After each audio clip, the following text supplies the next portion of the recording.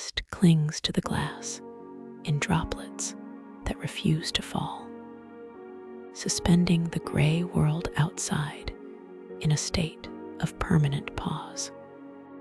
It is not merely a weather pattern, but a presence, a distinct and heavy blanket that wraps around the fuselage and signals that the air here is different. It holds the scent of the Atlantic Ocean and the damp, sweet rot of ancient forests even before the doors open. This is the first greeting, a visual silence that muffles the bright, sharp edges of the day and replaces them with a soft, diffused light that seems to emanate from nowhere and everywhere at once. The condensation on the window cools the tip of my finger, a grounded reality against the dreamlike haze beyond the pane. The seatbelt sign dims, a subtle chime that marks the end of velocity and the beginning of patience. There is a collective exhale in the cabin, the rustle of fabric against synthetic leather, and the soft click of overhead bins being unlatched. I remain seated for a moment, letting the stillness settle over me. The rush is over. The timeline has expanded. There is no urgency here, only the steady, rhythmic progression of arrival. Standing up, the blood returns to my legs with a gentle tingle. I reach for my bag, the handle cool and smooth under my grip.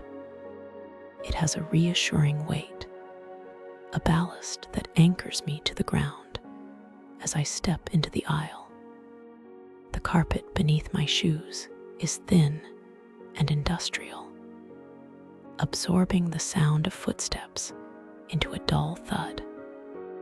I move with the slow current of passengers, a river of tired travelers flowing toward the exit. We pass the flight attendants who offer soft smiles and quiet goodbyes, their voices blending into the ambient hum of the aircraft. Crossing the threshold from the plane to the jet bridge is a sensory shift. The air becomes cooler, smelling of ozone and conditioned breezes. The floor changes from the yielding carpet to a ribbed rubber surface that slopes gently downward. My shoes make a scuffing sound here, a rhythmic friction that accompanies the hollow echo of the metal tunnel.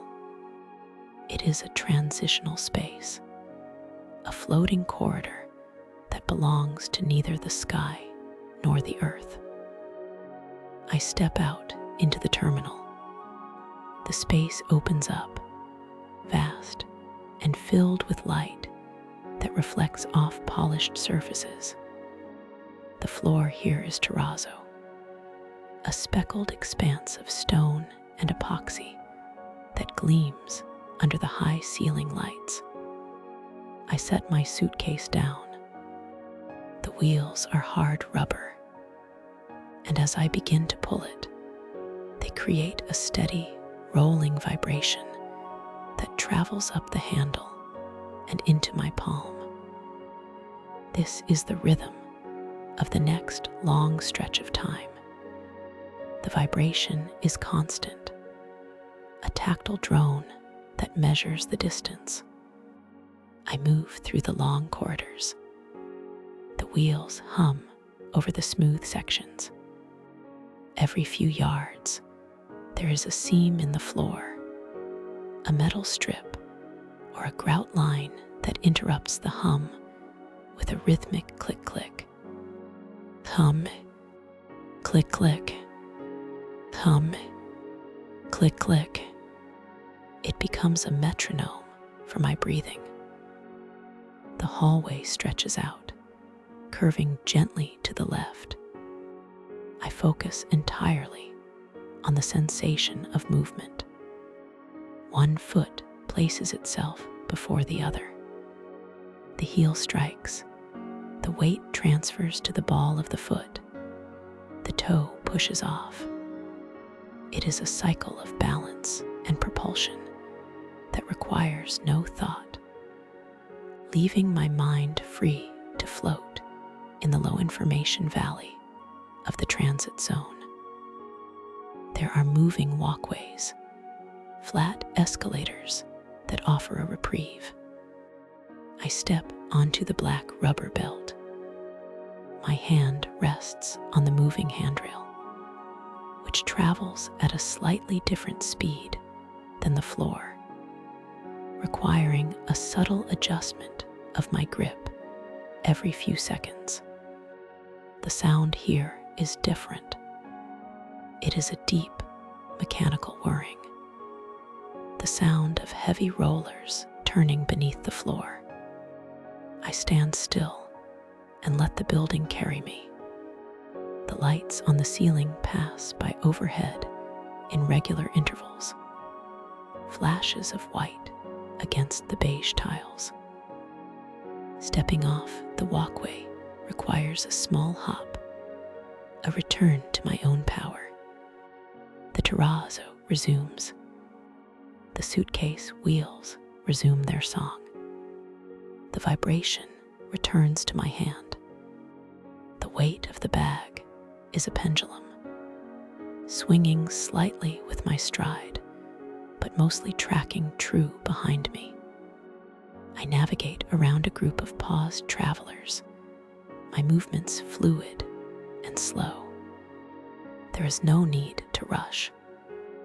The luggage claim is a distant destination, and the journey there is a meditation in itself. The corridor widens. The acoustic profile of the space changes, becoming larger, more cavernous. Voices drift up into the rafters and dissipate, leaving only a murmur. I pass large windows that look out onto the tarmac, but the fog obscures the view, turning the outside world into a canvas of shifting grays. Inside, the air is still and temperature controlled, a neutral environment designed to offend no one. I reach the passport control area, a maze of retractable belts and stanchions. The line is short. I drift forward, stopping, waiting, stepping forward again. The rhythm slows down. Stop. Wait. Step. The floor here is tiled with large ceramic squares. The grout lines are wider, creating a deeper percussion for the suitcase wheels. Click, thud, click. After the brief interaction with the border agent, the heavy stamp in the passport, the nod of entry, I move into the baggage claim hall. It is a vast room dominated by the oval carousels. I do not need to stop here. I have everything I need. I bypass the waiting crowds, their eyes fixed on the rubber flaps where bags emerge. I walk through the nothing to declare channel, a green lane that offers no resistance. The final set of automatic doors slides open with a pneumatic hiss. The air that hits me now is not the filtered air of the terminal. It is the air of the arrival hall, mixed with the draft from the street exits. It is warmer, more humid. The floor changes again, this time to a harder, grittier stone tile designed for heavy traffic. The sound of the suitcase becomes louder, a rougher rumble. I navigate through the crowd of people holding signs with names on them. I scan the space not for name, but for the exit. The light from the outside spills in through the revolving doors. I push my cart toward the light. The revolving door is a glass cylinder, moving at a set speed. I time my entry, stepping into the pie wedge of space, shuffling forward as the glass wall pushes me gently toward the exterior. Stepping onto the sidewalk, the atmosphere transforms instantly. The roof of the terminal overhangs the curb, trapping the sound of idling engines and the murmur of arriving passengers. But the air is undeniable. It is Portuguese air. It carries the faint scent of diesel, coffee, and the wet Atlantic. I find the transport that will take me away from the city. The car door opens with a solid, heavy feel. The interior is a capsule of silence. I slide onto the leather seat, the material cool and firm. The door closes, sealing out the noise of the airport. The sudden quiet is profound. The engine starts, a low vibration that replaces the hum of the suitcase wheels. We pull away from the curb, merging into the flow of traffic. The highway is a blur of gray concrete and green barriers. But as we drive, the landscape begins to shift. We are moving west and north, away from the wide estuary of the Tagus, and toward the mountain range that holds the clouds. The flat, urban sprawl gives way to rolling hills. The vegetation becomes denser, darker. Stone pines, with their umbrella canopies, begin to appear on the ridges, silhouettes against the overcast sky. The transition to Sintra is not just a change in location. It is a change in elevation and atmosphere. The road begins to climb. The air pressure changes slightly, a pop in the ears that signals the ascent. The light outside the window dims as we enter the microclimate. The bright, diffused gray of the airport thickens into a true mist. It swirls through the trees, softening the edges of the trunks and the rocks. We leave the highway for narrower roads. The asphalt here is older, patched in places, creating a gentle, lulling rhythm for the car. The trees lean in closer. High stone walls begin to line the road, covered in layers of moss and ivy. These are the boundary walls of old estates, guarding secrets of gardens and palaces that lie beyond view.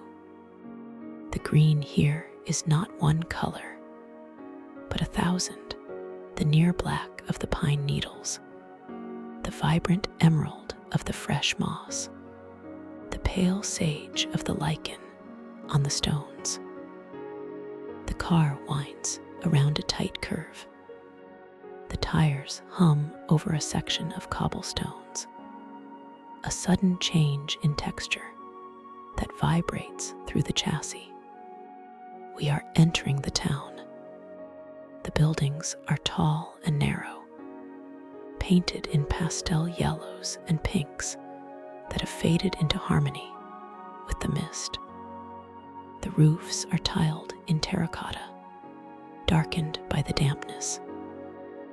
The vehicle comes to a halt on a small side street. The engine cuts out. The silence returns, but now It is the silence of the mountain. I thank the driver and step out.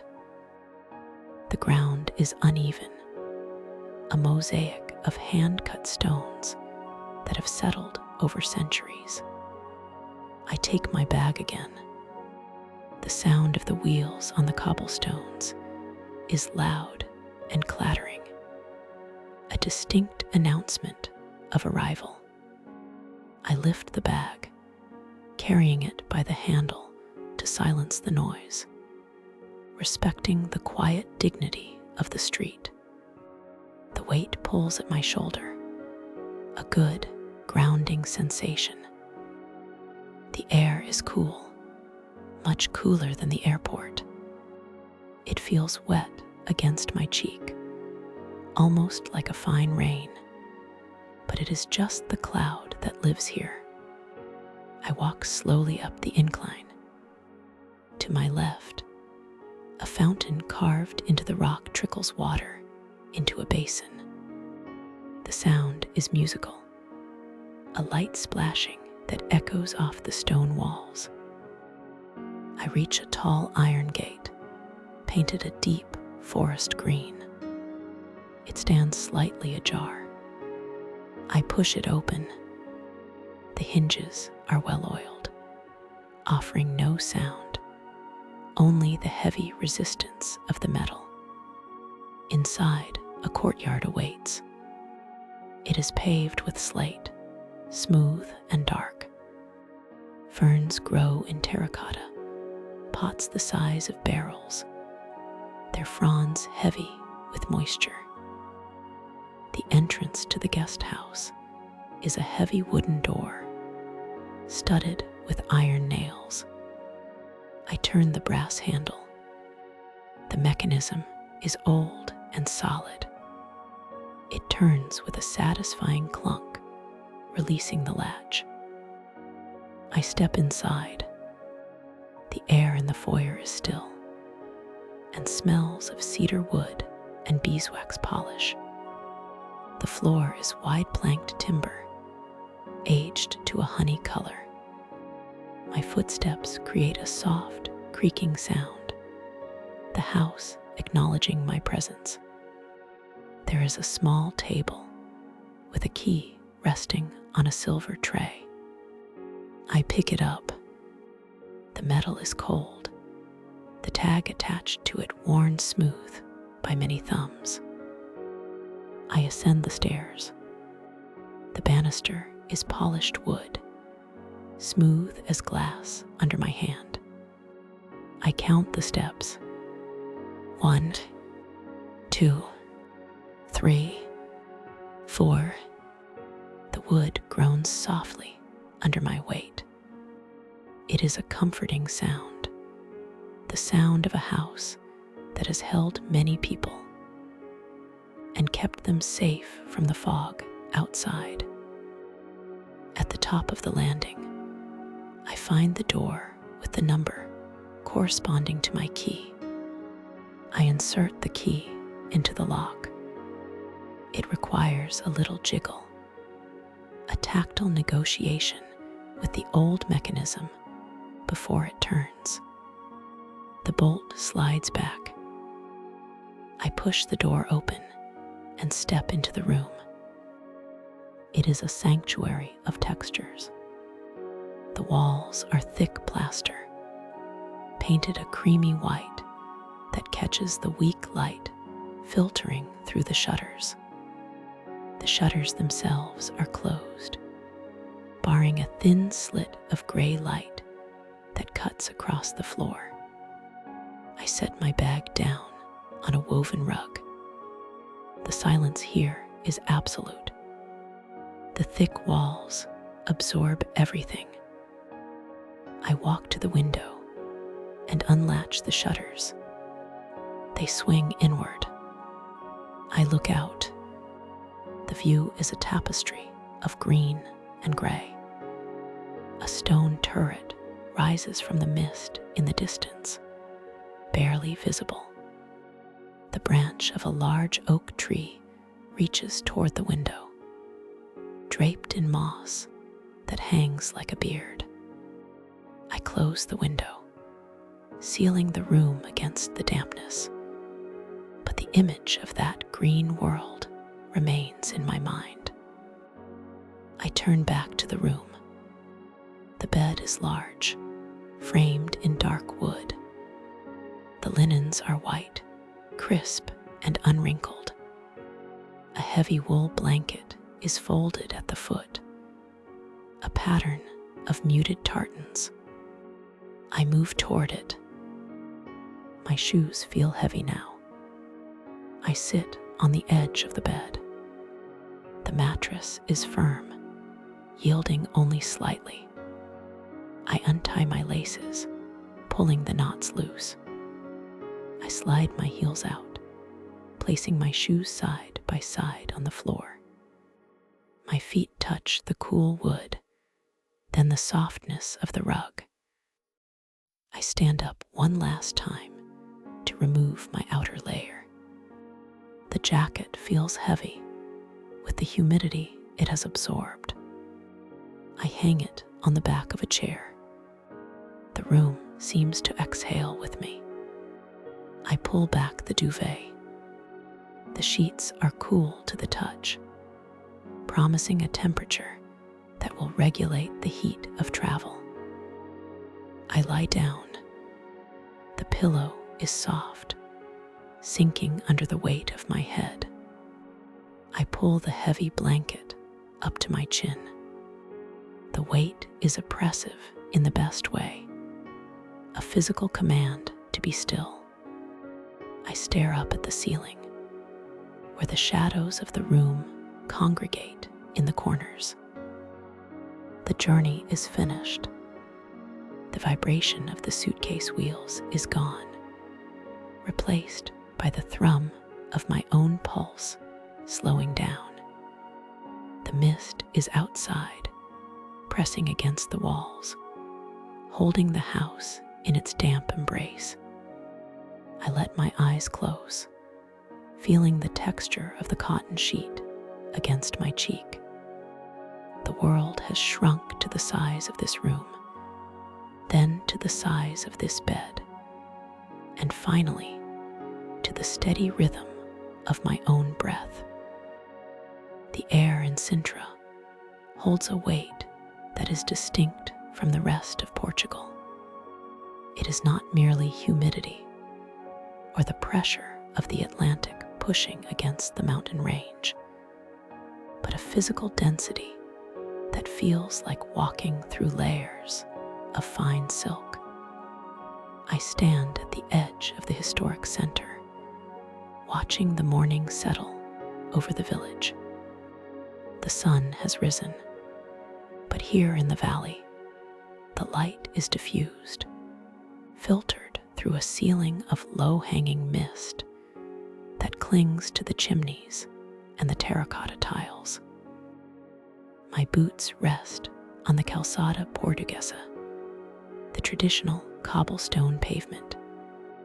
The stones are small, square, and polished by centuries of footsteps, shining with a permanent dampness even when no rain has fallen. There is a scent here that belongs only to this place.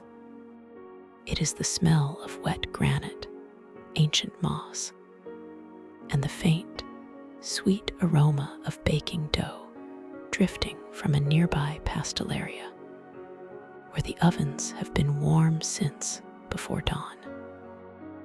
I turn my back on the National Palace, looking up toward the green peaks that loom directly above the town. The goal today is not the destination, but the ascent itself. I adjust the strap of my bag, feeling the canvas settle against my shoulder, and begin to move away from the town square. The sounds of the village are sparse. A shutter's creaks open. A broom sweeps against stone. A distant church bell tolls the hour, the sound muffled by the dense vegetation that surrounds the town like a fortress wall. I drift toward the narrow lanes that lead upward, seeking the start of the trail. The houses here are tall and narrow, painted in fading ochres and pinks, their plaster peeling to reveal the rough stone beneath. Vines creep up the facades, reclaiming the architecture. In Sintra, nature does not wait for permission. It overtakes everything. Ferns sprout from rain gutters, and thick carpets of moss soften the angles of staircases. I find the entrance to the Caminho de Santa Maria. It is a steep, winding path that cuts directly into the side of the mountain. A pedestrian artery connecting the lower world of the village to the upper world of the stone fortifications. The path is paved with irregular stones, slick with the morning dew. The climb begins. Gravity asserts itself immediately. The incline is sharp, demanding a slow, deliberate pace. I do not rush. There is no train to catch, no closing gate to beat. There is only the rhythm of the ascent. My breath deepens, matching the cadence of my steps. The village sounds fade rapidly as the stone walls on either side of the path rise higher. These are retaining walls, built to hold back the earth of the gardens and estates that line the hill. They are covered in a tapestry of green. Ivy, with leaves as large as dinner plates, overlaps in cascading waves. Small ferns, fragile and bright green, grow in the cracks where the mortar has worn away. A lizard, the color of dry pine needles, darts across a sun-warmed patch of stone and vanishes into a crevice. I pause to look back. The rooftops of the village are already below me. A patchwork of orange tiles nestled in the deep green valley. The chimneys puff thin streams of white smoke that merge seamlessly with the fog. From this vantage, the town looks like a toy set forgotten in a garden. Turning back to the path, I continue upward. The air is still warm here, heavy with the smell of damp earth and decomposing leaves. It is a greenhouse warmth, sheltered from the wind by the bulk of the mountain. Sweat begins to form on my brow, a gentle reminder of the exertion. The path curves to the left, following the contour of the hill. The stone walls give way to iron fences, rusted and entwined with jasmine. Through the gaps, I catch glimpses of overgrown gardens, where stone benches sit empty under the shade of massive magnolias. The silence is profound. It is not an empty silence, but a full one, occupied by the rustle of leaves and the distant, rhythmic dripping of water from a hidden spring. I place a hand on the rough bark of a cork oak that leans over the path. The texture is soft, spongy, and deep, like weathered velvet.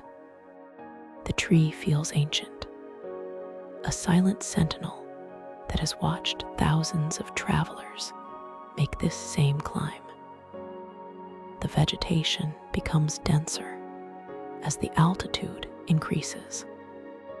The gardens of the estates fade, replaced by the wild, chaotic growth of the Sintra forest. Here, Trees from every corner of the globe compete for light. Cedars from Lebanon stand shoulder to shoulder with oaks from northern Europe and ferns from the tropics. It is a botanical impossibility that thrives in this unique microclimate. The light changes. The canopy overhead thickens, filtering the sun into narrow beams that illuminate dancing motes of dust and pollen. The path narrows, the stones becoming more uneven, pushed up by the roots of the immense trees. I enter a long stretch of the trail where the world seems to contract to the immediate space around me. This is the beginning of the deep walk, where the mind clears and the body takes over. The rhythm of walking becomes the only clock that matters. The left foot rises, swings forward, and plants itself on the gray stone. The weight shifts, the knee straightens, the right foot follows. It is a cycle of balance and propulsion that requires no conscious thought, yet occupies the entirety of my awareness. The path is a gray ribbon winding through a tunnel of green. On the left, the slope rises sharply, covered in a dense mat of ivy that swallows the ground completely. On the right, the slope falls away into a ravine filled with tall, slender trees that vanish into the mist below. The trunks are dark, almost black with moisture, standing in stark contrast to the luminous green of the canopy. There is no wind down here in the forest floor, only stillness. The air is cool against the skin, but the exertion of the climb keeps the body warm. I focus on the sound of my boots. The heel strikes the stone with a dull thud. The sole rolls forward. The toe pushes off with a soft scrape. Thud, roll, scrape, thud, roll, scrape. It is a hypnotic percussion. I watch the ground passing beneath me. The stones vary in color from charcoal gray to pale granite, speckled with lichen in shades of powdery yellow and seafoam green. Some stones are smooth, worn down by centuries of rain. Others are rough, their crystalline structures catching the dim light. Between the stones, tiny plants have taken root, stubborn life, finding a way in the smallest of spaces. The breath enters through the nose, cool and rich with oxygen. It fills the lungs, expanding the chest, before being released slowly through the mouth. In, out, in, out. The rhythm of the breath syncs with the rhythm of the legs. 2 steps for every inhale, 2 steps for every exhale. Time loses its rigid structure. Minutes stretch and compress. I am not thinking about the top of the mountain. I am not thinking about the village below. I am simply here, in this corridor of trees, moving upward. The repetition is a comfort. It washes away the noise of the outside world, leaving only the sensation of movement. The incline varies. Sometimes it is steep, requiring a shorter stride and more power from the calves. Sometimes it levels out briefly, allowing the stride to lengthen and the muscles to relax. But always, the direction is up. I pass a section where the trees arch completely over the path, their branches interlocking to form a vaulted ceiling of leaves. The light here is dim, a twilight green that feels submarine. It is like walking along the bottom of a kelp forest. The air is saturated with moisture. I can feel it settling on my hair, on the fabric of my clothes. It is not rain, but the breath of the forest itself. A fallen leaf drifts down from the canopy, spinning slowly in the still air before coming to rest on the path. It is brown and curled at the edges, a small memento of a season past. I step over it, careful not to crush its delicate form. The path turns again, revealing a long, straight section that disappears into a wall of white fog ahead. The fog is not moving. It sits heavy and still among the tree trunks. I walk toward it. The visual world softens. Sharp edges blur.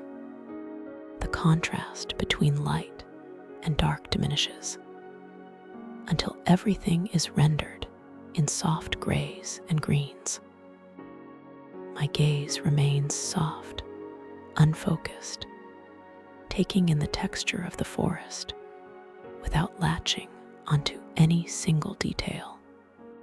The vertical lines of the trees, the horizontal line of the path, the chaotic texture of the brush. It all flows past, a river of sensory input that soothes rather than stimulates. Step, breath, step, breath. The monotony is the point. In the repetition, the mind finds rest. There is no decision to be made, no problem to solve. There is only the next step, and the next, and the next. Gradually, the texture of the air begins to shift. I have been climbing for perhaps 40 minutes, though it feels like hours. I am approaching a specific, invisible threshold known to locals, but unmarked on any map. It is the point where the warm air of the valley meets the cold front of the Atlantic. I round a sharp bend in the trail, flanked by two massive boulders that stand like gatekeepers. This is the temperature gate. It is not a metal structure or a wooden door. It is a wall of air. As I step past the boulders, the atmosphere changes instantly. It is abrupt and absolute. One moment, the air is humid, heavy, and smells of warm earth. In the next step, it is crisp, cold, and smells of ozone, salt, and pine needles. The temperature drops perhaps 5 degrees Celsius in the span of 3 meters. The sweat on my neck instantly cools, sending a shiver down my spine that is exhilarating rather than unpleasant.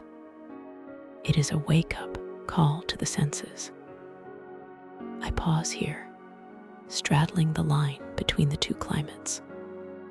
I can feel the warmth behind me and the chill ahead. It is a physical manifestation of the mountain's power. The fog here is different too. Below, it was a soft mist. Here, it is a driving cloud, moving with speed through the trees. The wind picks up.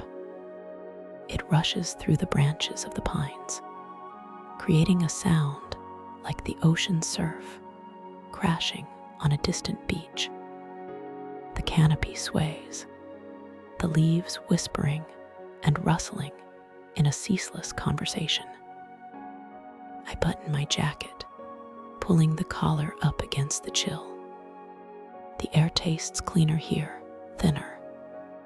It energizes the lungs. I take a deep drink of it, feeling the cold rush fill my chest. Continuing the ascent, the environment transforms. The lush, broad-leafed plants of the lower slopes disappear. They are replaced by hardier species, Scots pines, rugged oaks, and low-lying shrubs that hug the ground to escape the wind. The colors shift from vibrant emeralds to deep, dark greens and desaturated browns. The path becomes rougher. The paved stones give way to packed earth, and natural rock steps carved directly into the mountain's spine. Roots snake across the trail, forming natural stairs. I have to watch my footing more closely now, navigating the uneven terrain. Through a break in the trees, I catch a glimpse of the sky. It is no longer a distant ceiling, but a rushing river of white. Clouds are flowing over the ridge of the mountain, pouring down the slope like a slow-motion waterfall. I am walking inside the cloud. Visibility drops to 20 meters. The world feels intimate, enclosed. The trees that loom out of the fog look like charcoal sketches, their details obscured until I am standing right beside them. I reach a section of the trail that runs parallel to the ancient walls of the Castillo dos Muros. The fortifications emerge from the mist like the skeleton of a prehistoric beast. The stones are massive, rough-hewn granite blocks stacked 1,000 years ago. They are dark with age and moisture, covered in patches of orange and white lichen. I drift closer to the wall. I reach out and press my palm against the stone. It is cold, hard, and unyielding. It feels permanent in a way that nothing else does. These stones have held their ground against armies, earthquakes, and the relentless Atlantic storms for 10 centuries. The mortar between the blocks has long since crumbled away in places, leaving deep crevices where small ferns have tucked themselves away, sheltering from the wind. I run my fingers over the rough surface, feeling the grit of the granite. It is a tactile connection to the hands that placed them there, hands that worked in the sun and rain of a millennium ago. The path follows the line of the wall, climbing steeply toward the highest keep. The wind howls softly as it passes over the battlements, a low, mournful note that resonates in the stone. I find a small stone bench set into a niche in the wall, sheltered from the wind. I decide to stop here. The climb has been long, and the legs deserve a rest. I sit, leaning my back against the ancient fortification. The stone sucks the heat from my jacket, but it feels grounding. From this height, on a clear day, one can see all the way to the ocean, to the infinite blue horizon. But today, there is only the white, The view is a blank canvas of fog. It swirls and eddies, thickening and thinning, revealing fleeting glimpses of the treetops below before hiding them again. There is a profound sense of isolation here. The village feels a world away. The tourists, the cars, the noise, they are all buried under layers of cloud and canopy. Up here, there is only the wind, the stone, and the moisture. I close my eyes for a moment, listening. The soundscape is pure. The wind hissing through the pine needles. The drip of condensation falling from a branch onto a dry leaf. The slow, steady rhythm of my own heart slowing down after the climb. I open my eyes and watch a single drop of water traverse the surface of a nearby stone. It moves slowly, tracing the path of least resistance, gathering mass as it merges with other droplets, until finally it becomes too heavy and falls to the earth. The light begins to dim, not from the setting sun, but from the thickening of the cloud layer. The white turns to a soft, bruised gray. The day is not over, but the mountain has decided to pull the curtains closed. I remain on the bench, perfectly still. There is no need to move, no need to see the view that is hidden. The experience of the height is enough. The heavy, cool air settles around me like a blanket. The white mist claims the rest of the day. The morning air in Sintra does not just sit, it clings. It is a heavy, phantom weight that presses against the wool of my coat and settles into the fibers of my scarf. Yesterday, the fog was a visitor, but today it feels like a permanent resident, a thick curtain of white velvet draped over the mountain range. I stand at the lower entrance of the estate, my boots resting on cobblestones that shine with a permanent glaze of moisture. The iron gate is cold, stealing the warmth from my fingertips the moment I push it open. There is no creak, only the heavy, swinging momentum of metal giving way to the garden. Here, the world is reduced to the immediate radius of my vision. The towering palaces and distant battlements are gone, erased by the mist. What remains is a world of green and gray, defined by the crunch of gravel beneath my soles and the rhythmic dripping of condensation falling from the canopy of ancient oaks.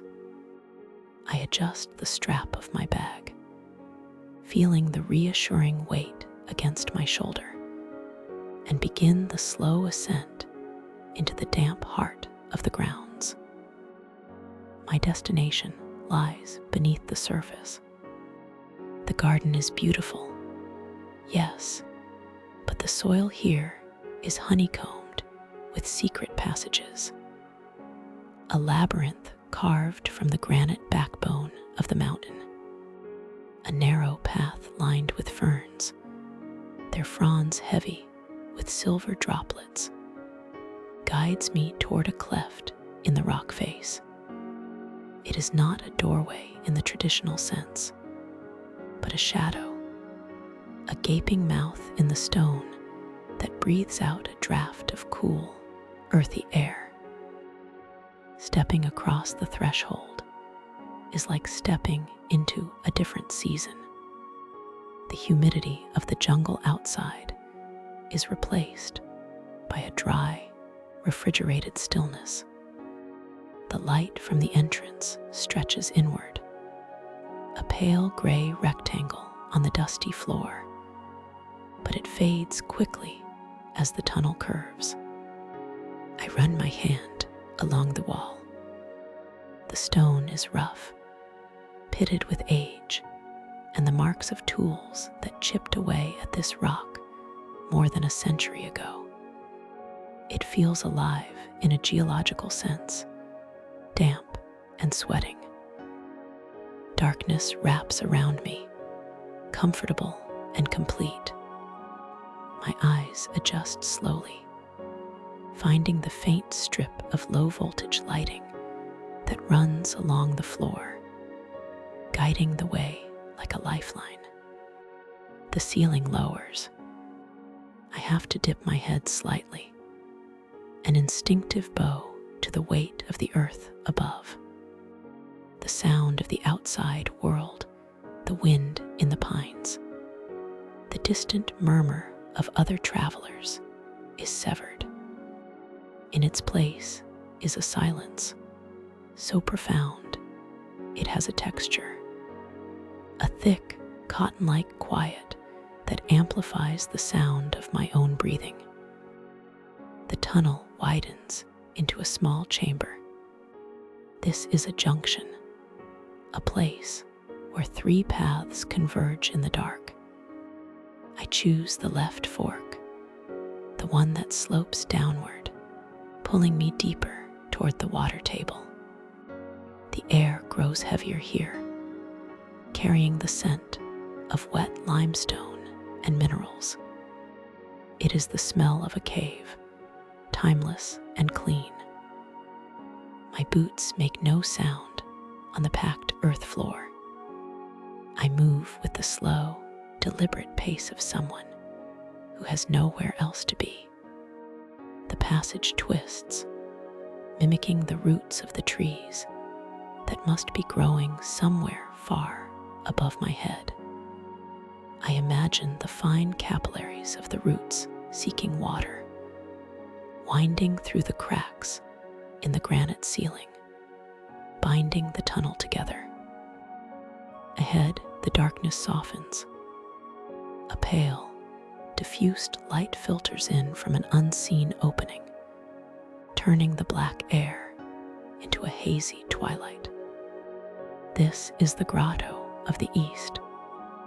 It is not a grand cavern, but an intimate hollow, a hidden pocket in the stone. The walls here are not smooth. They are built to resemble natural rock formations, jagged and layered, covered in a skin of dark, slick algae. I stop.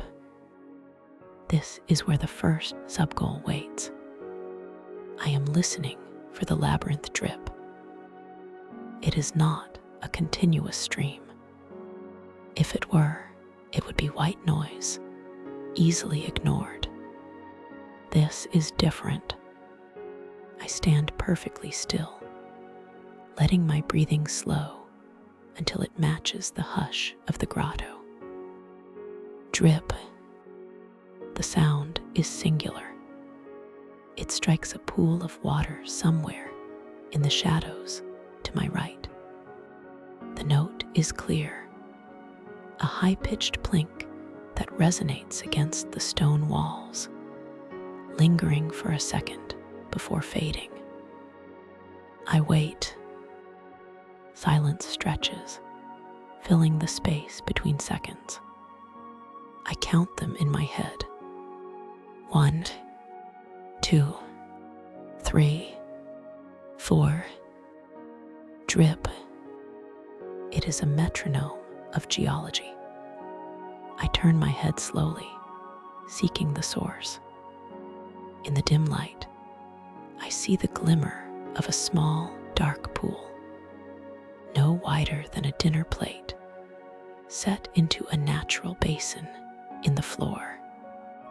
Above it, a stalactite of cemented stone hangs like a frozen finger. A single bead of water gathers at its tip. It swells, growing heavy, fighting the tension that holds it. It catches a tiny fraction of the gray light, turning into a pearl of quicksilver. Then gravity wins. It falls. Drip. The rhythm is hypnotic. I lean back against the dry section of the wall, closing my eyes. The visual world dissolves, leaving only this acoustic space. The sound tells me the size of the room. The echo is short, intimate. It tells me the nature of the water. It is cold, fresh, filtered through meters of limestone and granite. It is a clock that has been ticking for decades, unconcerned with the hours or the days. I linger here for a long time, simply existing in the interval between drops. There is no rush to move. The dampness of the grotto feels cleansing, a cool compress against the mind. Eventually, the chill of the stone begins to seep through my coat, a gentle reminder to keep moving. I push away from the wall and follow the path as it curves again, leading upward this time. The incline is gentle but persistent. The floor changes from packed earth to rough stone steps, each one uneven and worn by the passage of time. The light grows stronger. The artificial gloom of the tunnel gives way to the natural gloom of the fog. I emerge from the underworld into a sunken garden, blinking as the color returns to the world. But it is not the bright green of a sunny day. It is a deep, saturated emerald, intensified by the low light. I am now in the transitional zone, the middle ground between the subterranean and the high peaks of the estate. The path ahead is a long, winding ribbon of gravel and dirt, flanked by high embankments of ivy and moss. This is the Valley of the Ascent, a place of pure, rhythmic movement. I settle into a walking pace that requires no thought. The gravel is loose, shifting slightly under my weight with a sound like crushed sugar. Step, crunch, breath. Step, crunch, breath. The path is bordered by tall plane trees, their bark peeling in camouflage patterns of beige and olive. Their branches interlock overhead, forming a tunnel of vegetation that traps the mist, keeping it close to the ground. For the next while, there is nothing to find and nothing to seek. There is only the act of walking. The path rises at a steady angle, demanding a consistent output of energy. I feel the muscles in my calves tighten and release, a comforting cycle of exertion. My hands are deep in my pockets, protected from the damp air. The scenery repeats itself in a soothing loop. A fern unfurls its fronds on the left. A moss-covered boulder sits on the right. A patch of clover carpets the ground under a tree. Then another fern, another boulder, another patch of clover. It is a visual mantra, a pattern that occupies the eyes without engaging the mind. The air here tastes of pine needles and wet earth. It is rich and oxygenated. I take deep, deliberate breaths, filling my lungs with the cool vapor. With every exhale, I imagine a little more tension leaving my body, dissolving into the white fog like smoke. The path curves to the right, following the contour of the hill. I keep my eyes on the ground a few feet ahead of my boots, watching the texture of the gravel. Some stones are gray, some are white, some have a hint of pink quartz. They are wet, shining as if they were polished. I watch my boots move over them. Left foot, right foot. The rhythm is steady, a pendulum swinging. Rain begins to fall, but it is not a heavy rain. It is a fine, mist-like drizzle that makes no sound when it hits the leaves. It merely adds another layer of gloss to the world. I do not raise my hood. The water feels refreshing against my face, cool and light. It gathers on my eyelashes, blurring my vision slightly, turning the green tunnel into an impressionist painting of soft shapes and blended colors.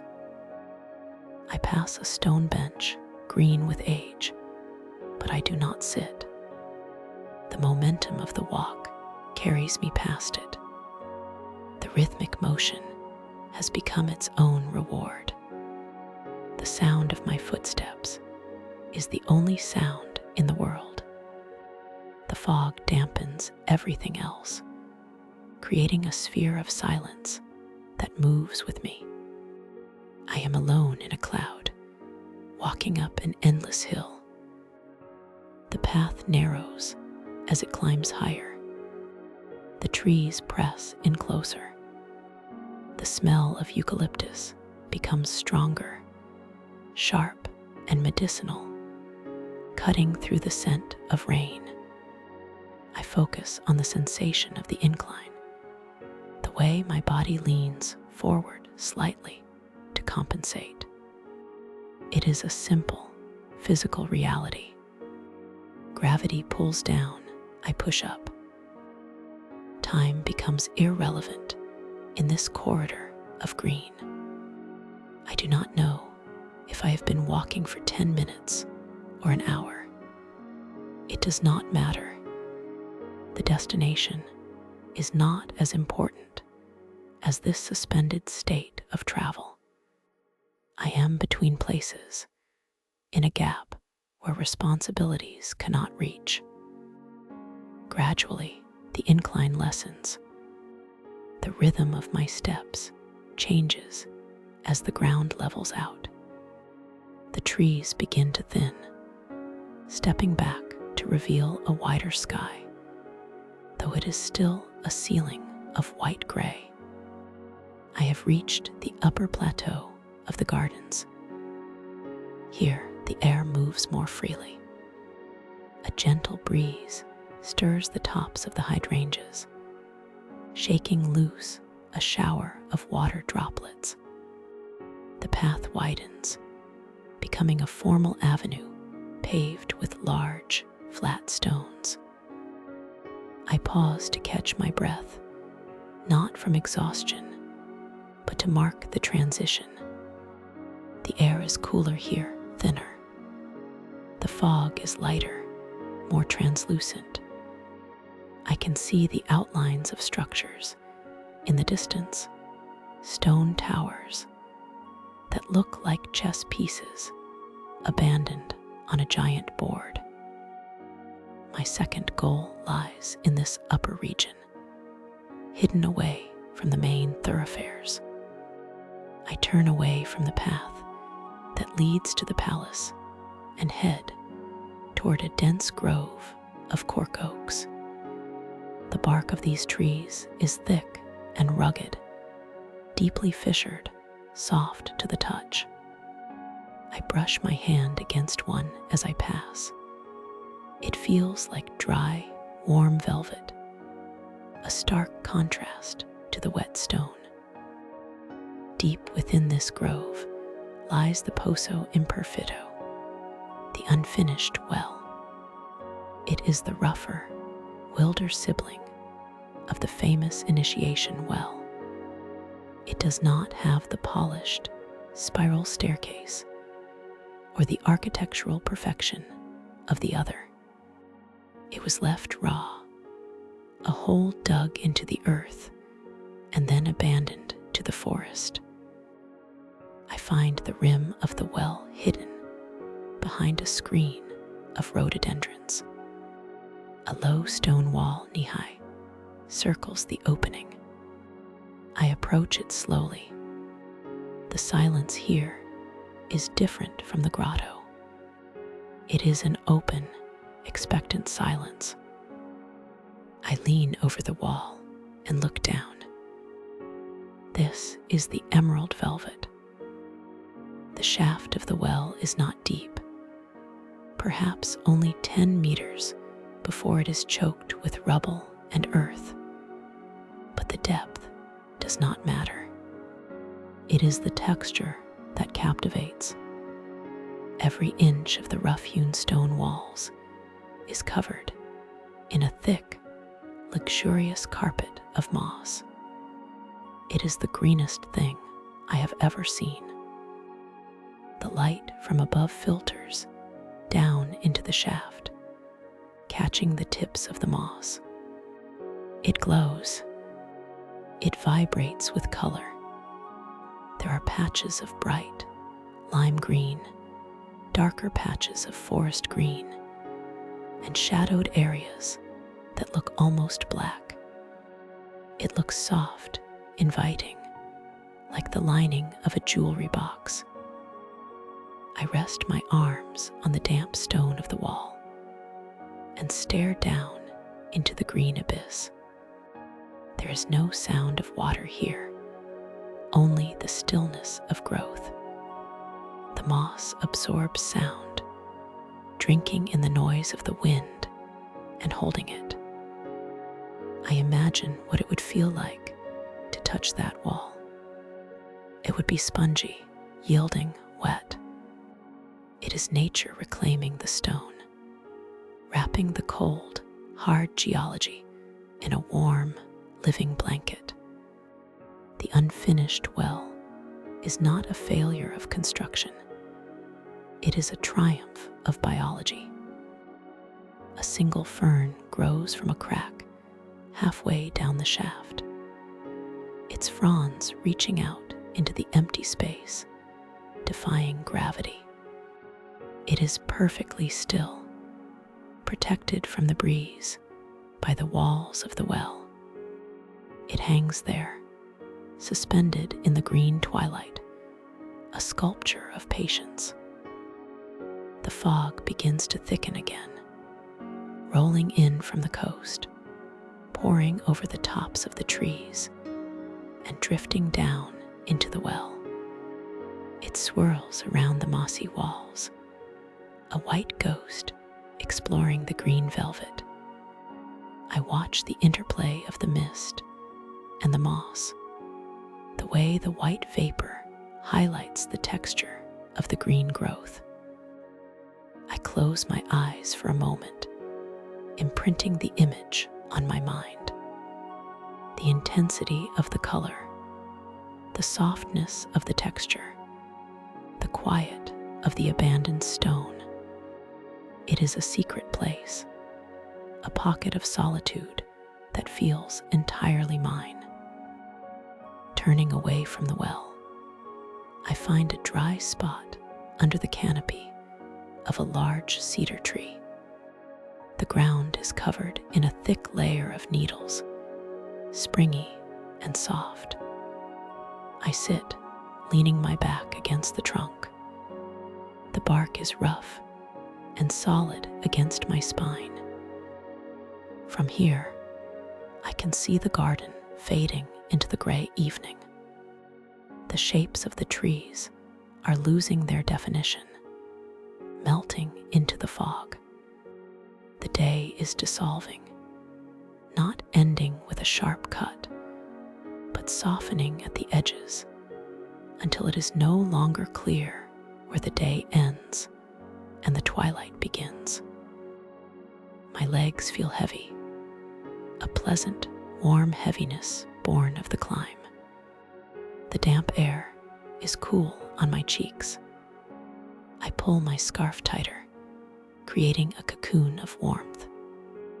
The sound of the labyrinth drip is a memory now, a rhythm stored in my mind. The vision of the emerald velvet is a color painted behind my eyelids. I let my head rest back against the tree. The world is gray and green and quiet. The fog moves slow and steady, wrapping the garden in a long, white exhale. I watch a single leaf drift down from a branch, rocking back and forth in the air, taking its time to reach the ground. It lands silently on the bed of needles. The estate is settling into itself. The stone and the moss and the water all merging into the mist, and I drift with them, waiting for the night to arrive. The morning mist in Sintra does not fall from the sky so much as it grows from the ground. It rises from the granite boulders and the thick mulch of the forest floor, wrapping the lower trunks of the cedar trees in a shawl of white gauze. I stand at the iron gate of the park, far below the colorful towers of the main palace. Here, the air is not merely cool. It is heavy with moisture and the scent of wet earth, pine needles, and the faint, sweet decay of ancient leaves. My journey today leads away from the stone ramparts and the crowds. I turn toward the west, where the Queen's Fern Valley dips into the earth like a green bowl. The path is paved with cobblestones that have been softened by centuries of rain and moss. They are slick and dark, glistening like the backs of sleeping beetles. Movement keeps the chill at bay. The incline is gentle at first, leading down through a tunnel of camellias that have already shed their blooms. The ground is confetti-strewn with petals of bruised pink and rotting white, returning to the soil. As the path curves, the canopy deepens. The light changes from the bright, diffused white of the fog to a submarine emerald. I am entering the Federa de Reina, a garden planted to mimic a prehistoric world. The scale of the plants shifts abruptly. These are not the polite ferns of a window box. These are tree ferns, giants that spiral upward on fibrous, hairy trunks. Their fronds arch overhead, creating a vaulted ceiling of living lace. The silence here is profound. It is a thick, insulated quiet, dampened by the millions of tiny leaves that absorb every vibration. I begin the descent into the heart of the valley. This is the rhythm of the descent. One step, then another. The gravel crunches softly, a sound that is immediately swallowed by the vegetation. The air grows cooler with every meter I drop in elevation. It settles against my skin, damp and clinging. A steady walking pace takes over. There is no need to rush and nowhere to look but at the endless variations of green. I let my eyes unfocus slightly, allowing the individual plants to merge into a single, breathing wall of verdant color. Left foot, right foot. The path winds in a slow serpentine pattern, doubling back on itself to ease the grade. I watch the ground pass beneath my boots. The soil here is rich and black, visible only where the moss has failed to conquer it. Roots snake across the path, seeking water. They are thick and knotted, polished by the souls of countless walkers who came before. The breathing of the forest is slow. It seems to match my own. Inhale the scent of loam. Exhale the warmth of the climb. There are no birds singing here. Or perhaps they are just hidden too deep within the canopy to be heard. The only sound is the rhythmic scuff of my boots and the rustle of fabric as I move. It is a hypnotic cadence. Step, breath, step. The ferns tower 3 meters, 4 meters above the path. Their trunks are not wood, but a dense mat of fibers, dark brown and shaggy. They look like the legs of great beasts, standing still in the mist. I reach out as I pass one, brushing my fingertips against the rough texture. It is damp, holding the morning fog like a sponge. Walking through this valley feels like walking across the floor of an ocean that is drained away. The light is filtered, weak and watery. It touches the tips of the fern fronds, turning them a luminous chartreuse, while the undersides remain in shadow, a deep forest green. I continue the loop. The path flattens out for a stretch. Here, the ground is spongy, a carpet of fallen needles and decaying organic matter. It absorbs the impact of my stride, making my movements silent. Time stretches out. There are no landmarks to measure progress, only the endless repetition of the ferns, a fractal pattern of nature. Each frond is a mirror of the larger plant, and each leaflet a mirror of the frond. I pass a small stream.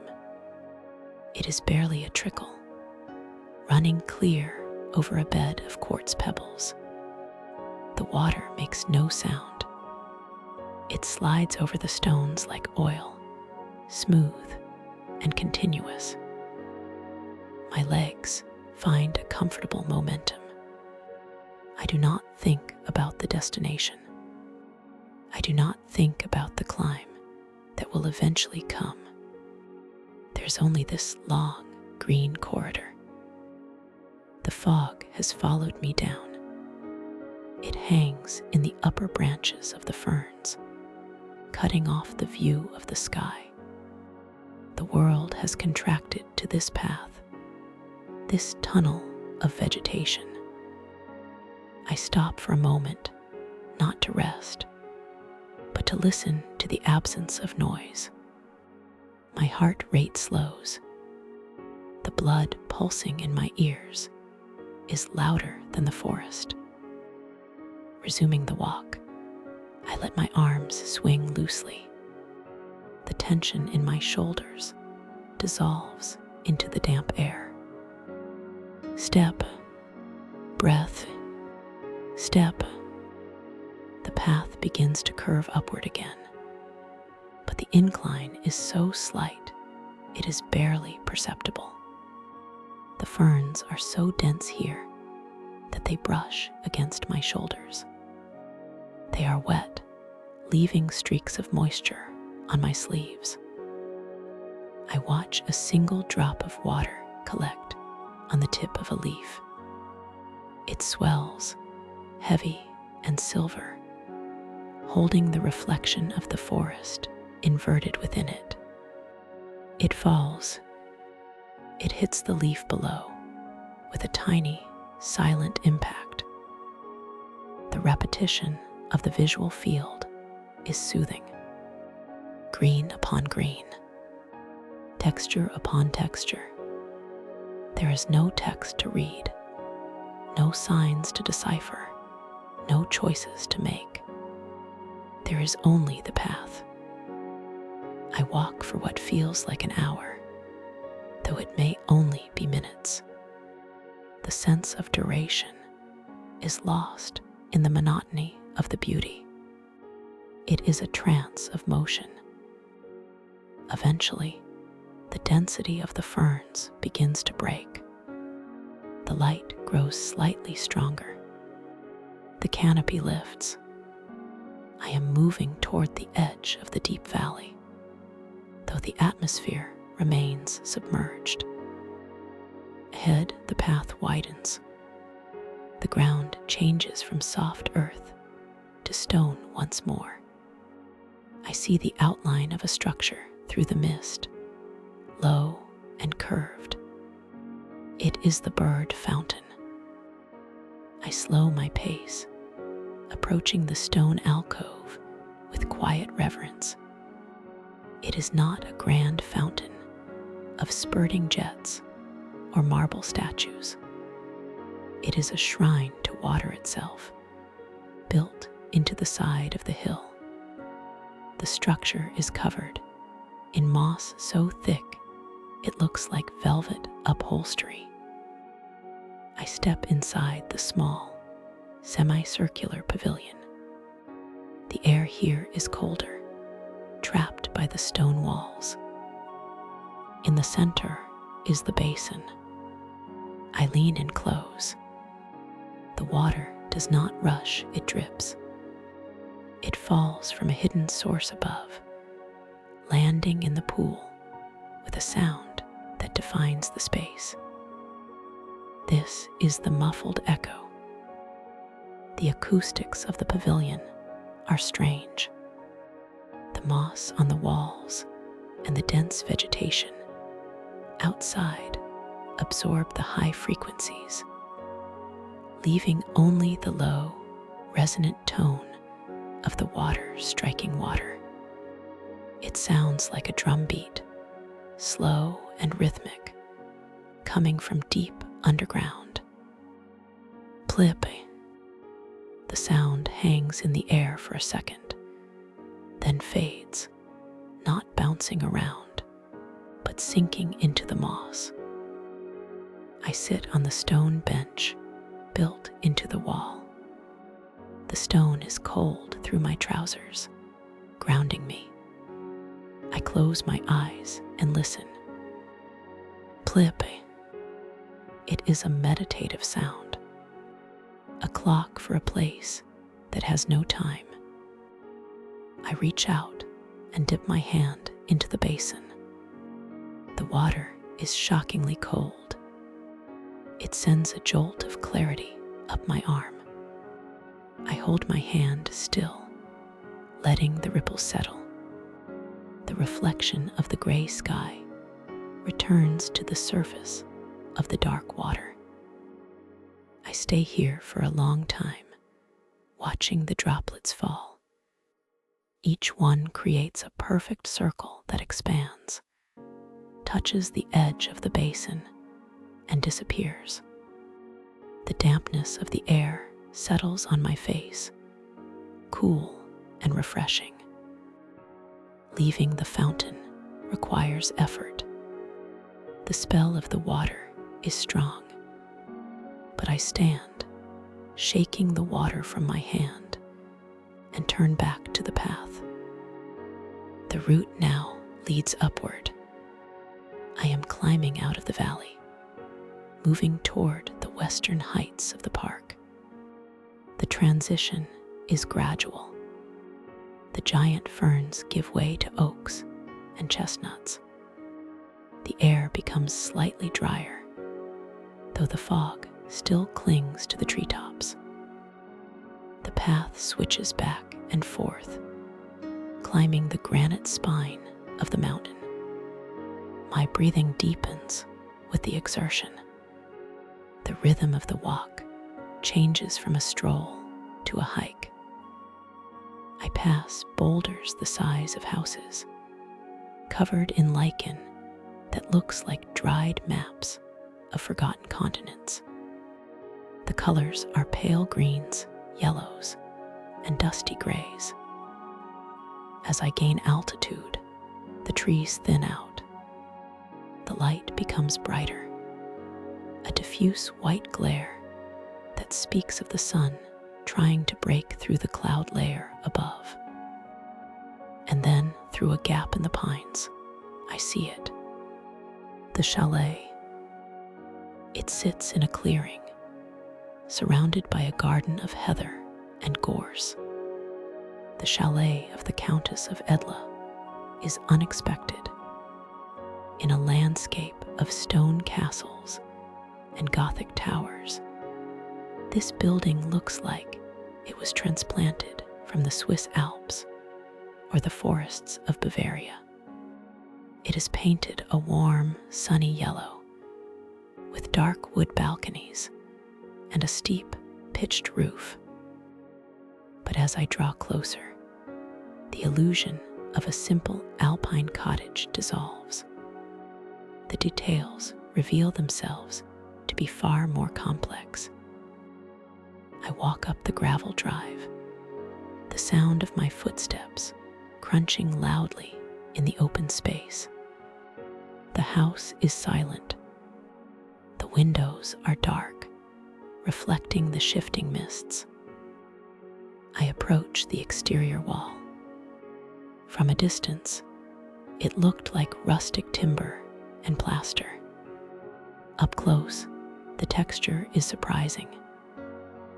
I step onto the porch, protected from the mist by the overhanging roof. I move to the wall of the house. I need to verify what my eyes are seeing. I raise my hand and press my palm against the cladding of the building. It is not wood. It is not stone. It is cork. Virgin cork bark, harvested from the oaks of the Alentejo Plains far to the south, covers the door frames, the window surrounds, and the decorative pillars. I run my fingers over the surface. It is deeply fissured, rugged, and warm to the touch. It feels organic, like the skin of the house. The cork is dark brown, almost black in places, contrasting with the yellow plaster. It yields slightly under pressure. It is soft, yet incredibly durable. I trace the ridges and valleys of the bark with my thumb. This is nature used as armor. It insulates the house against the damp Atlantic winds, keeping the warmth inside. I lean my shoulder against the cork pillar. It feels welcoming. Unlike the cold granite of the palace, this material holds the memory of the sun. It connects the building to the earth in a way that cut stone never could. I walk slowly around the perimeter of the chalet. The cork decoration continues, mimicking vines and branches. It is a fantasy of nature, a house that is trying to become a tree. The garden around the chalet is wilder than the valley below. The wind picks up here on the high ground. It sighs through the needles of the pine trees, a long, hushing sound. I find a seat on a wooden bench facing the chalet. The fog is beginning to roll in thicker now, obscuring the view of the valley I just climbed. The yellow walls of the house seem to glow in the gray light. The exhaustion of the hike begins to settle in my legs. It is a good weight, a heaviness that promises deep sleep later. I look at the cork bark one last time. It is a texture I will remember. Rough, warm, silent. The world is narrowing down again. The mist erases the trees, then the garden path. The chalet stands alone in the white void, a sanctuary of memory. I rest my hands on my knees. The moisture in the air has turned into a fine drizzle, barely felt. The rhythm of the day, the descent into the green ferns, the echo of the water, the climb, the touch of the cork settles into a single, cohesive feeling of peace. My breathing slows to match the wind in the pines. The light is fading, turning from white to a soft, bruised violet. I close my eyes for a moment, listening to the world dissolve. The park is vast, but right now, it feels small enough to hold in the palm of a hand. The day does not end with a sharp conclusion. It merely drifts away, carried off on the mist, leaving only the quiet sensation of having been there. The Atlantic mist does not arrive in Sintra so much as it inhabits it. It is a presence that waits in the valleys and clings to the granite peaks, a living breath that turns the morning air into a suspended ocean. Today, the world beyond the windshield is a shifting canvas of white and gray, dissolving the road ahead into a soft, uncertain future. The journey up the mountain is a slow ascent through clouds. The engine hums a low, steady note, a vibration that travels through the floorboards and settles into the soles of my shoes. Outside, the pine trees are mere silhouettes, tall soldiers standing guard in the fog. They drift past the glass, dark vertical strokes against the pale background, appearing and vanishing in a rhythm that mimics the beating of a slow heart. There is no need for speed here. The curves of the road dictate a gentle pace, winding around the moss-covered shoulders of the hill. I arrive at the gate of the convent of the Carpachos, just as the light begins to shift from gray to a diffused, pearlescent silver. This is not a palace of gold and tile. It is a place built from the earth itself, a humble retreat carved into the boulder-strewn landscape. Stepping out of the car, the silence is immediate. It is a thick, dampened quiet, absorbed by the dense vegetation and the moisture in the air. The gravel crunching under my boots sounds startlingly loud, a crisp percussion that marks my progress toward the entrance. The convent does not tower over me. It crouches. The roof lines are low, merging with the massive granite boulders that litter the forest floor. Moss carpets every surface, a velvet skin that softens the hard edges of the stone. I approach the portico of death, the entrance named for the skeleton that once guarded it. But now there is only the stone arch and the smell of wet earth. To enter, I must bow. The doorway is small, forcing a posture of humility. I lower my head, bending at the waist, and step through the threshold into the dim interior. The air inside is different. It is still cool and smells of old wood and stone dust. I navigate the narrow corridors, the ceiling brushing the top of my hair.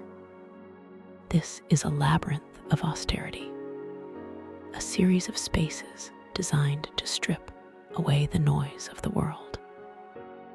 I find my way to the cells. These are the sleeping quarters of the friars who lived here centuries ago.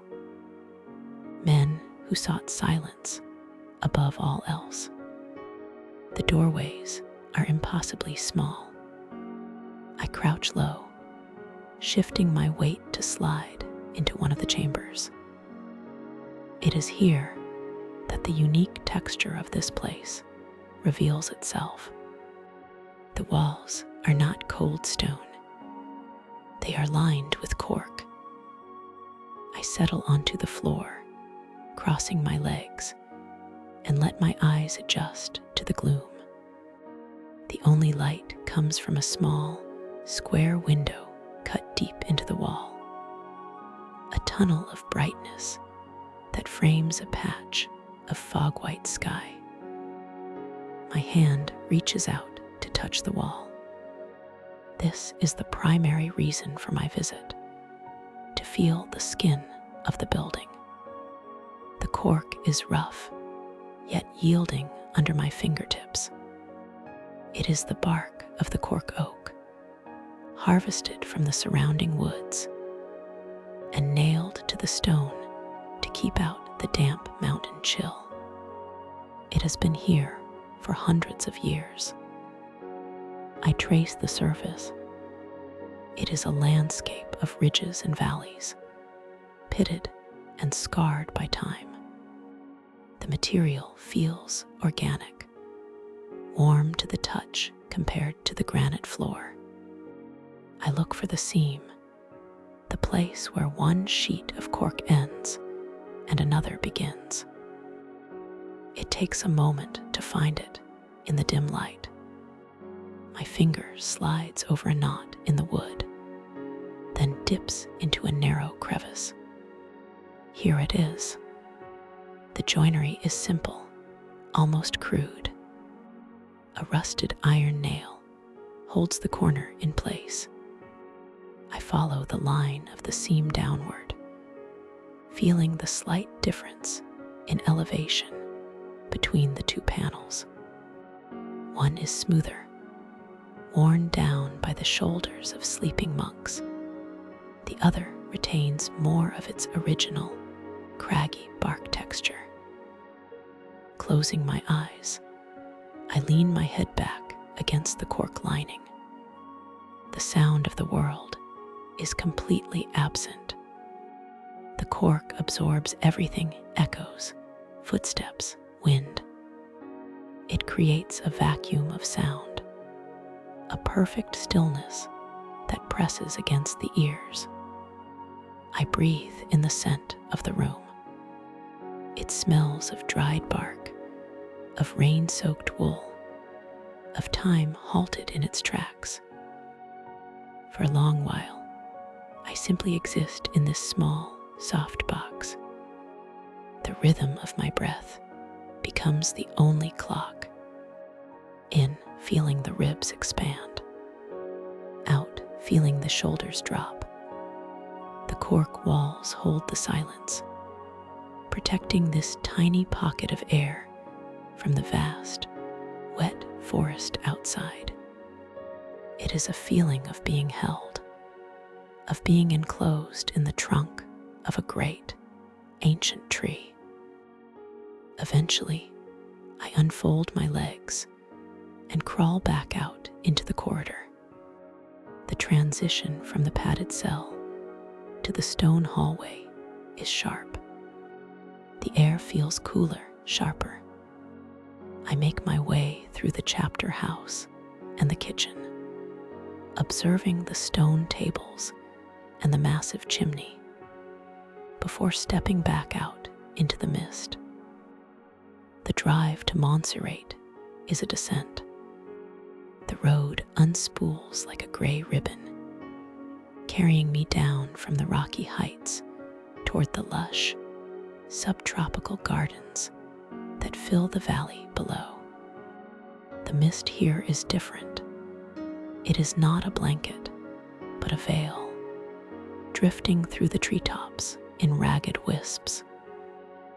I leave the vehicle and approach the palace grounds. The structure itself is a romantic dream, a blend of Gothic and Indian architecture. But my destination is the garden, specifically the descent into the Valley of Ferns. The path begins as a wide gravel avenue bordered by manicured lawns, but it soon narrows and tips downward.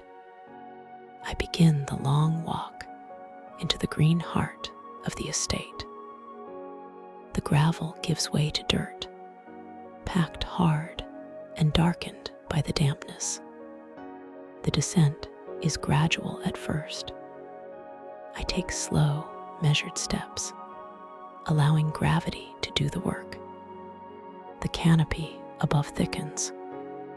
Enormous plane trees and oaks weave their branches together, creating a ceiling of leaves that filters the gray light into a soft, verdant gloom.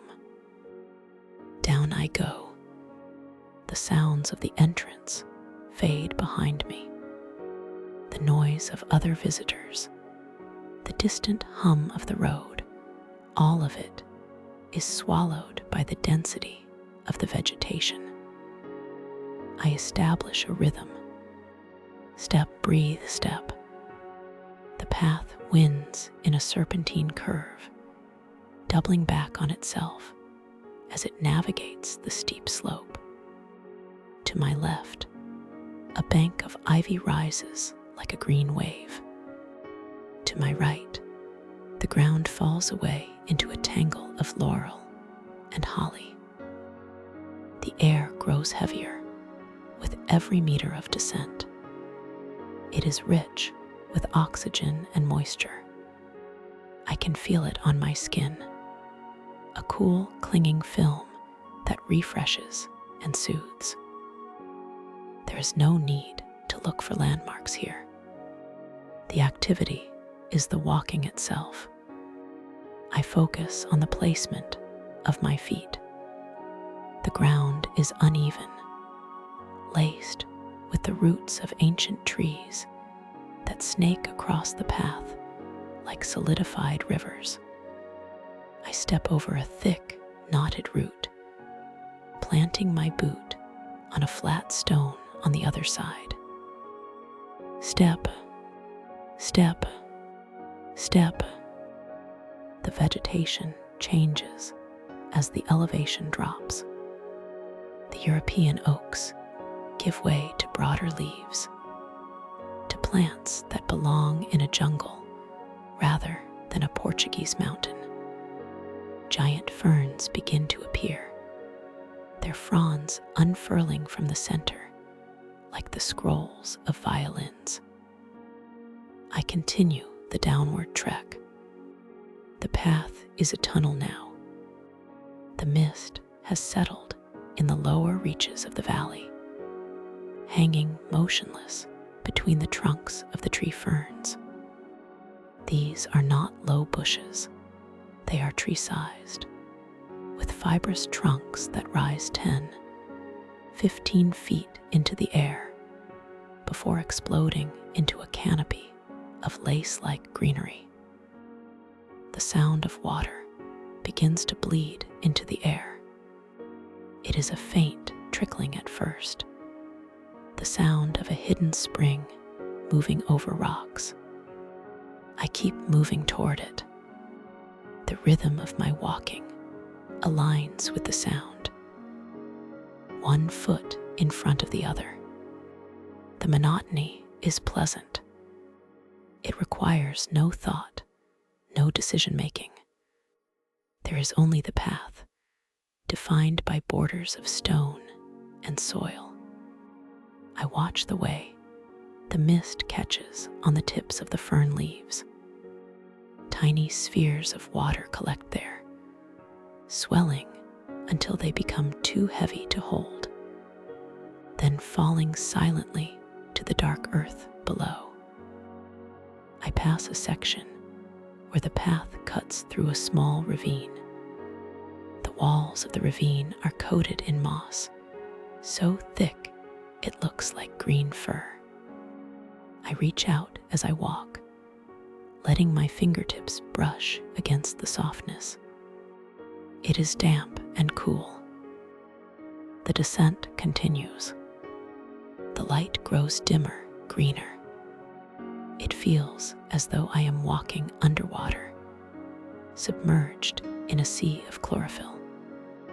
The trunks of the giant ferns are hairy and brown, prehistoric in their appearance. They stand in clusters, silent sentinels watching the path. I walk for what feels like an hour, though it may only be minutes. The sense of time distorts in the uniformity of the movement. There is only the repetition of the stride, the swing of the arms, the intake of the humid air.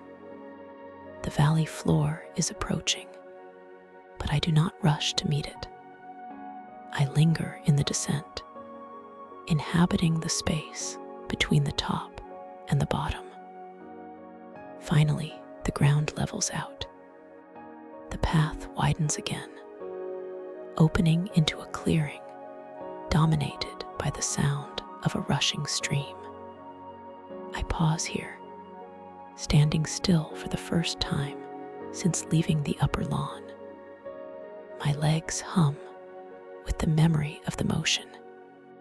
I let the stillness return, letting the green world settle around me. From the valley floor, the path curves upward again, leading toward the far end of the gardens. I follow it, the incline gentle, until the trees break apart to reveal the ruins. This is the ruined chapel. It is not a true ruin in the sense of a destroyed building, but a folly, constructed to look ancient and decayed by the romantic architects of the 19th century. Yet nature has accepted the invitation. The structure has been reclaimed. I step onto what was once the nave of the chapel. The roof is gone, open to the gray sky and the drifting mist. The walls are Gothic arches, stone ribs that frame the forest beyond. But the true architect here is the tree. An enormous Australian banyan tree has taken root in the center of the structure. Its roots are not hidden underground. They flow over the walls like spilled wax, thick and muscular, gripping the masonry in a slow, crushing embrace. I find a stone bench near the perimeter of the chapel and sit. The stone is cold through my trousers, grounding me. The sub-goal for this afternoon is simple. Observe the shadows. The sun is trying to burn through the fog layer above. It is not visible as a distinct orb, but rather as a brightening of the white ceiling. This diffused light filters down through the canopy of the banyan tree and the surrounding ferns. I watch the floor of the chapel. It is carpeted in grass and fallen leaves. As the wind moves the branches high above, the light shifts. A fern frond, suspended over a crumbled archway, casts its shadow on a patch of bare stone. The shadow is not black. It is a soft, bruised purple against the gray granite. It is distinct, sharp-edged. I trace the pattern with my eyes. The central stem, the intricate ladder of the smaller leaves. The wind breathes, and the shadow dances. It sways back and forth, a metronome keeping time with the breeze. I shift my gaze to the roots of the banyan. The light plays differently here. The roots are textured, covered in fine bark and patches of lichen. The shadows here are deep pools of darkness, tucked into the crevices, where the wood twists and folds. As the overhead light brightens momentarily, the texture of the roots pops into high relief. I can see every wrinkle, every knot. Then the mist thickens again, and the contrast softens, flattening the image back into a painting of grays and browns. I sit for a long time, just watching this interplay. Light and obstruction, solid and void. The fern shadow lengthens, stretches out across the stone, then contracts as the branch above lifts in a gust of air. It is a hypnotic display. There is no narrative to it, only the physics of light and the biology of the forest. The ruined chapel acts as a frame, isolating this small interaction from the rest of the chaotic woods. I notice a single drop of water fall from the banyan leaf. It falls through a shaft of pale light, glittering like a diamond for a fraction of a second, before striking the stone floor. It leaves a dark, circular mark that slowly begins to evaporate. The air in the chapel is still. The walls block the wind that moves the treetops, creating a pocket of calm. I listen to the rustle of the leaves. It sounds like paper being crumpled, a dry, whispering friction. I lean back against the wall behind the bench. The stone is rough against my jacket. I look up. The arch of the window frames a view of a single tree fern, standing alone on a rise of ground outside.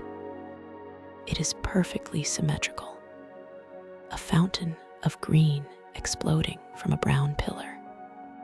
The mist swirls around it, obscuring the base, making it look as if it is floating. My eyes return to the fern shadow on the floor.